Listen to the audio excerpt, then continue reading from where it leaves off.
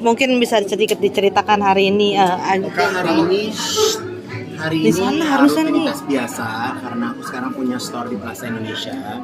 Jadi aku harus membangun event. Semakin sering semakin baik karena kan koleksi bajunya terus berganti.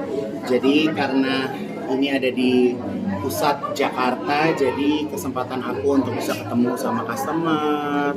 Mereka senang belanja sama aku gitu, ditemenin sama aku, difittingin sama aku, mencoba baju sama aku. Jadi aku harus melayani mereka gitu. Jadi dalam 1 bulan tuh mungkin event di store 2 kali lah. Kak, mungkin pelanggan yang biasa datang kayak buka-buka gini datang juga.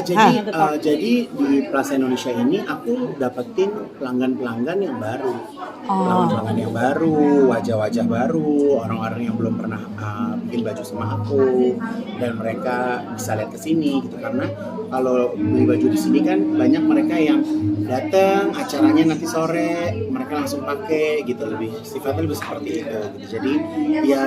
Jadi kayak banyak kesempatan baru sih ketemu sama orang-orang baru. Tapi kalau ada perbedaan nggak kalau untuk tempat kayak koleksi sendiri ada perbedaan nggak dari sini? Kalau koleksi pasti ada perbedaannya kan. Kayak gue punya brand hijab itu ada 20 store, ada brand hijab yang premium. Nah ini nggak bisa Igun jadiin brand hijab juga karena ini adalah brand utama aku gitu. Tapi memang pelanggan aku tuh alhamdulillah wanita-wanita yang sudah mapan, jadi ya 25 tahun 30 tahun ke atas lah. Ini juga koleksinya lebih wow dari yang ini ya, Kak? Insya Allah lebih wow, lebih mature. Apa tuh mature tuh lebih mapan lah, untuk perempuan-perempuan mapan lah. Hari ini aku mau cerita, aku bersyukur banget. Jadi beberapa bulan yang lalu aku tuh punya nasar untuk menjual tas Hermes aku.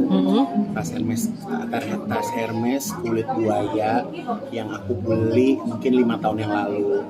Aku beli waktu ulang tahun aku itu beberapa tahun yang lalu itu. Terus begitu aku tuh sekarang lagi ngebantuin Ustadz Fatih Karim bersama dengan Cinta Quran Foundation. Kita lagi membangun masjid di Yokohama. Nah tadi pagi tuh Igun syuting bareng sama Raffi Ahmad. Alhamdulillah tas aku laku di harga 500 juta rupiah. Alhamdulillah laku, langsung dibayar sama Arafi juga, dan langsung kita setorkan ke Cinta Quran Foundation. Jadi Igun hari ini tuh bener-bener bersyukur banget sama Allah. Jadi apa yang aku doa gitu kan, kayak ya Allah lakuin dong tasnya gitu kan, karena dia ibarat kata kalau tas itu kan Allah udah pernah kasih pinjem buat aku udah pernah pakai, udah pernah menikmati gitu. Makanya karena memang itu tasnya ada harganya, jadi dan salah satu tas termahal yang aku punya, jadi aku jual tas itu. Dan alhamdulillah hari ini Raffi beli, langsung ditransfer dan langsung aku kirim ke pembangunan masjid. Jadi hari ini aku happy banget.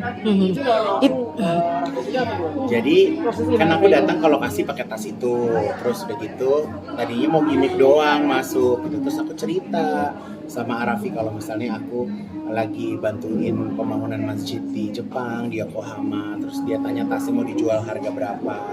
Aku bilang mau dijual tasnya di harga 500 juta. Terus begitu Raffi cerita bahwa dia memang lagi kepengen ngebangun masjid juga gitu, dan tas itu dipastikan Mama Ami suka sama tasnya gitu. Jadi ya alhamdulillah lah, rezeki buat kita semua gitu. Jadi hari ini aku kayak ngerasa Allah tuh baik banget sama aku, kayak Allah udah kasih pinjam barang mahal, aku udah pernah pakai dan aku rawat, dan alhamdulillah sekarang aku balikin lagi ke Allah gitu ya. Insya Allah Raffi juga bisa mendapatkan gantinya ribuan kali lipat.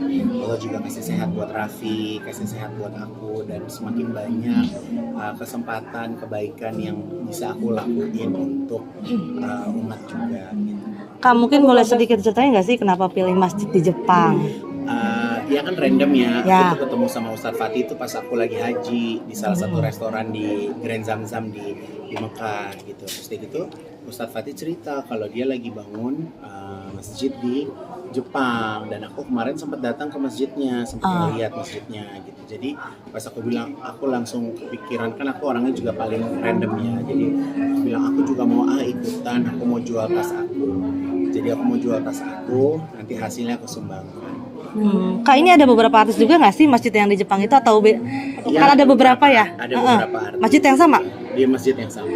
Oh. Tapi kan ya masing-masing punya gerakannya masing-masing ya. Betul. Punya cara bagaimana caranya menggalang dana gitu. Karena kalau aku kayak berat gitu kayak gini, bantuin dong bikin masjid kan nggak enak. Tapi kalau misalnya kita mendapatkan sesuatu dari barang yang tepat, ya kan, orang barangnya dia juga suka gitu ya, sama halnya seperti aku kemarin bantu Palestina kan, aku bikin kerudungnya diminati masyarakat sampai dapat 2M dan kita bisa sumbangkan gitu. Jadi maksudnya gerakan yang aku buat tuh ternyata bisa diterima sama masyarakat gitu, jadi alhamdulillah senang.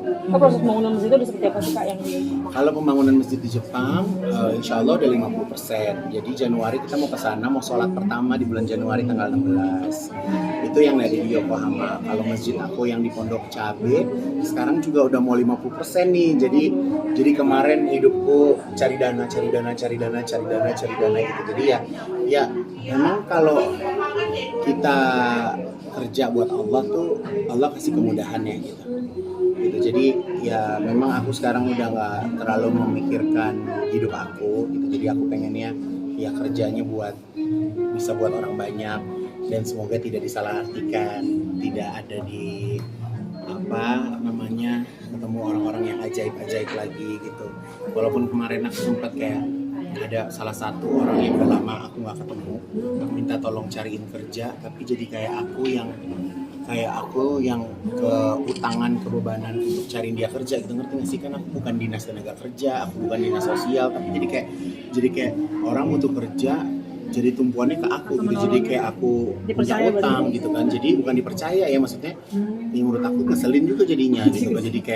Jadi aku yang kebebanan untuk bisa nyariin dia aku kerjaan gitu. Makanya aku tuh berharap juga di Indonesia semakin banyak peluang pekerjaan, orang-orang khususnya anak-anak Gen Z bisa betah sama kerjaannya, nggak dikit-dikit keluar gitu kan. Jadi ya sebenarnya kerjaan apapun itu kan balik lagi ya memang harus enak nggak enak harus dijalanin nggak sih? Kayak kalian juga jadi media, ada enak nggak enaknya juga, nggak semuanya enak terus kan gitu. Tapi kan kita harus tetap ada yang dijalanin gitu. Jadi ya itu sih salah satu harapan aku juga gitu. Jadi orang-orang yang ada di sekitaranku juga dapetin kerjaan yang benar, yang memang bisa cukup buat kehidupan sehari-hari mereka juga.